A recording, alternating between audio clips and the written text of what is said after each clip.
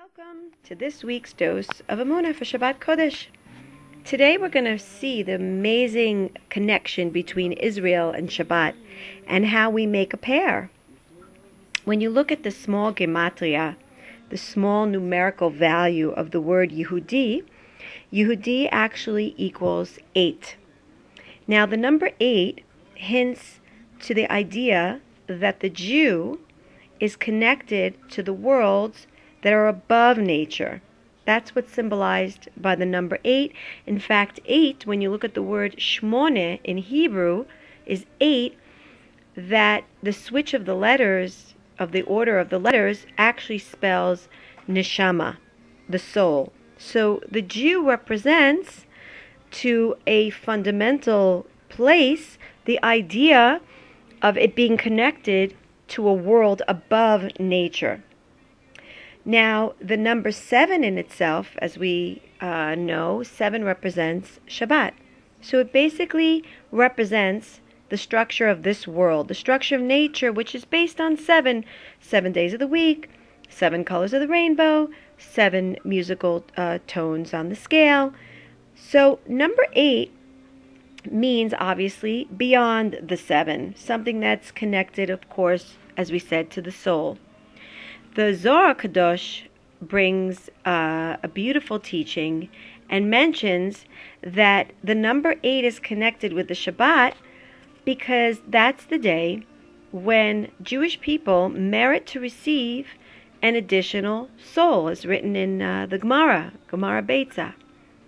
The Zohar in Parashat Teruma actually says that when the Shabbat comes in, a person is actually dwelling in a different world. The Jew is dwelling in the world of the souls, because the Zohar says this day is a day of souls, not a day of the body.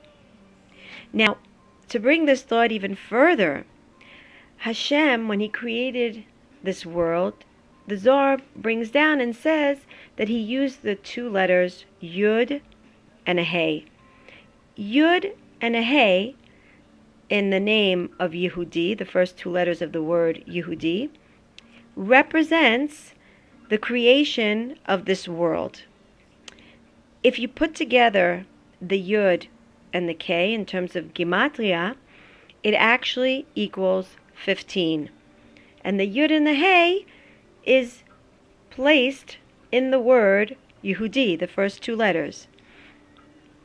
As we said again, the number 7 represents this world. The number 8 represents the world to come. So already here we see, when we put together the 8 and the 7, Yud and the K, together that equals 15.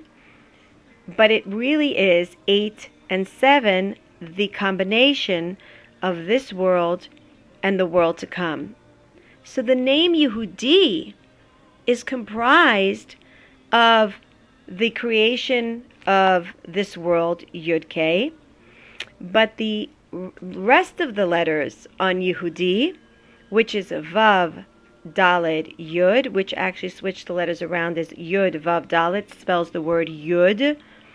Yud is the letter that Hashem used to create the world to come.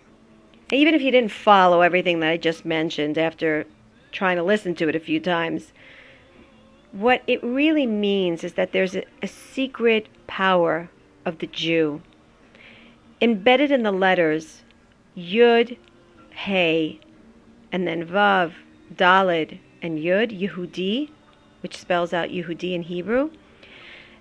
We are the combination of what Hashem used, the letters that Hashem used to create this world and the world to come. And it's through the experience of keeping Shabbat that we become conscious of the fact that this is the reason why we're essentially here. This is the reason why we're here in this world. We are here to reveal godly mission. The godly mission of bringing in light of Hashem into this world, taking from the world to come and bringing it and allowing it to illuminate our world. And we do that by celebrating Shabbat. So, Be'ezrat Hashem, let's look at ourselves as this ray of light, this connected pipeline between this world and the world to come, this coming Shabbat. Have a great Shabbat.